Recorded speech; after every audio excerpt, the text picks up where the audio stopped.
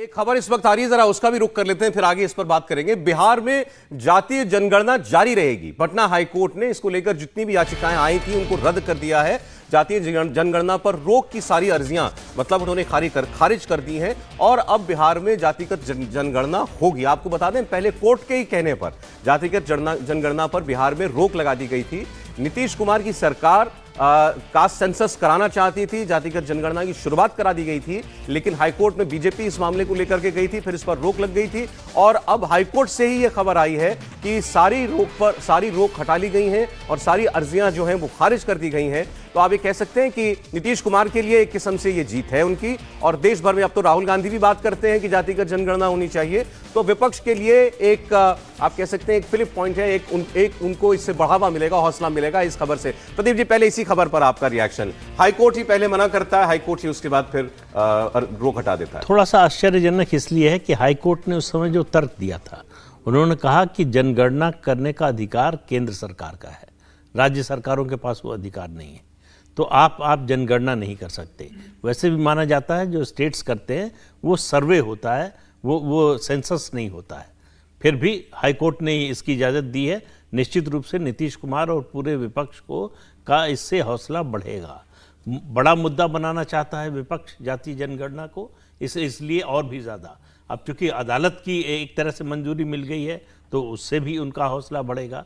लेकिन अब अगर दूरगामी दृष्टि से देखें, राजनीतिक दृष्टि से देखें, तो ये मुद्दा चुनाव में चलने वाला नहीं है। ये एक तरह से मंडल 2 खड़ा करने की कोशिश, नीतीश कुमार की कोशिश होगी। मुझे नहीं पता कितना प्रैक्टिकली हो सकता है, लेकिन कि इसको जल्दी से जल्दी पूरा कराएं और डेटा रख दें चुनाव से पहले जनता के सामने। नहीं, आप ये देखिए ना कि गणना किसकी हो रही है, सिर्फ पिछड़ा वर्ग की। इससे दलितों पर कोई असर नहीं पड़ने वाला, इससे आदिवासियों पर कोई असर नहीं पड़ने वाला, इससे सवर्णों पर असर नहीं पड़ने वाला, अलग अलग धर्म के लोगों पर कोई असर नहीं पड़ने वाला।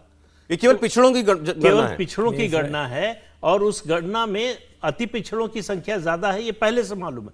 केवल ये होगा कि वो क्वांटम पता चल जाएगा कितनी ज्यादा है, इससे ज्यादा फर्क नहीं पड़ने वाला। नहीं, जिसको वो अपना मेन वोट मानते हैं। वो समस्या वही है, मंडल फेल क्यों हुआ? क्योंकि मंडल की जो जातियां थी, जो सबसे ताकतवर जातियां थी, उन्होंने पूरे जो मंडल की क्रीम थी, जो मलाई थी, उसको खुद जो है वो चट कर गए। जो अति पिछड़ा है उसको कुछ मिला नहीं। आज बीजेपी के साथ अति पिछड़ा वर्ग है तो उसका बड़ा कारण ये है। अगर उत्तर प्रदेश में मुलायम सिंह यादव ने या बिहार में लालू प्रसाद यादव ने अति पिछड़ों के बारे में भी सोचा होता तो आज ये स्थिति ना होती। तो इसलिए उनके लिए मुझे लगता है ज्यादा खतरा है इस जातीय जनगणना। इससे जो डोमिनेंट ओबीसी है उसका भी पता चलेगा, और अति पिछड़ा का भी पता चलेगा, और ये डिमांड और ज्यादा होगी कि जो पिछड़ा वर्ग का आरक्षण है उसके अंदर अति पिछड़ों का अलग आरक्षण हो। इससे नुकसान जो दबंग जातियां या प्रभावी जातियां, बड़ी जातियां संख्या की दृष्टि से पिछड़ा वर्ग में, उनका नुकसान ज्यादा होने वाला है। तो ये मुझे लगता है कि विपक्ष के लिए ये कोई चुनावी दृष्टि से अगर आप देखें तो कोई बड़ी सफलता या बड़ी उनके लिए कामयाबी नहीं होने। हर्षवर्धन जी? नहीं, मुझे लगता है कि मैं थोड़ा सा प्रदीप जी ने जो कहा उसको और विस्तार देता हूं। ये जो नेता हैं ये क्या चाहते हैं? ये चाहते हैं कि एक सेंसस आए, एक जनगणना आए जिसमें ये बताया जाए कि देखिए सवर्ण बहुत कम है देश में, वो नगण्य है। अब उसके बाद कौन आएगा? वो पिछड़ा वर्ग, जिसको आप ओबीसी कह लीजिए, अदर कह लीजिए, और दूसरे अति पिछड़ा कह लीजिए, एमबीसी कह लीजिए, मोस्ट बैकवर्ड जो नीतीश जी लेकर आए। लेकिन आप अगर ध्यान से देखिए तो जिसका भी आर्थिक आधार बेहतर होता गया उसके बच्चे कम होते हैं। ये कोई कहने की बात नहीं। मुसलमानों में भी जो बेहतर होते जाते हैं, बार बार कहा जाता है कि मुसलमानों के बच्चे बहुत होते हैं, लेकिन ऐसा नहीं कि जो शहर में 2 अगल बगल मुसलमान और हिंदू रह रहे हैं उनके बच्चे अलग हैं, उनके भी एक बच्चे हैं, 2 बच्चे हैं। ऐसे ही सवर्णों की जनसंख्या घटी है, लेकिन जो पिछड़ी जातियों में बेहतर हुए, यादव है, कुर्मी है, उनके भी बच्चे कम हुए। तो नंबर 1 तो ये बात है। दूसरा, जब हम पिछड़ी जाति कहते हैं तो बहुत बड़ी संख्या है, वो इतनी बड़ी संख्या है कि हर साल उसमें से एक बड़ा वर्ग कहता है कि हम पिछड़े से दलित हो जाएं, और एक वर्ग कहता है कि हमको पिछड़ी में शामिल कर लो। यानी ऐसी जातियां हैं।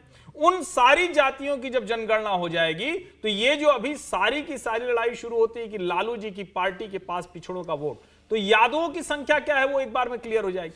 क्या उनसे भी बड़ी कोई जाति निकल कर आ जाएगी समूह के आधार पर?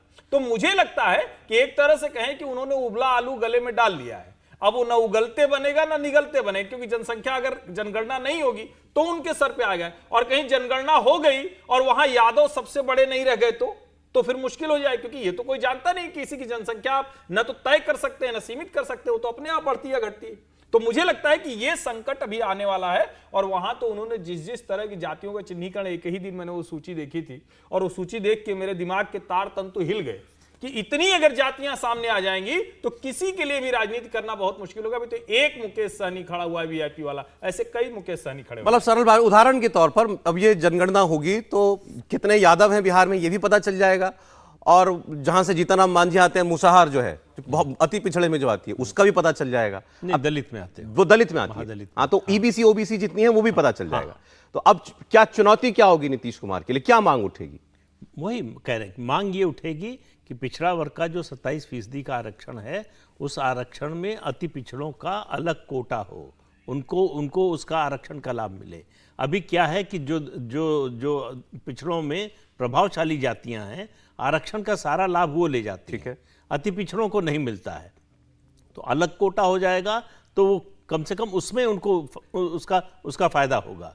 तो कुल मिलाकर मंडल 2 की जो राजनीति बनाने की है, वो मुझे नहीं लगता कि वो हांडी फिर से चढ़ने वाली है। इंडिया टीवी हर वक्त हर जगह डाउनलोड करने के लिए सर्च करें India TV news Google play store या ऐप स्टोर पर।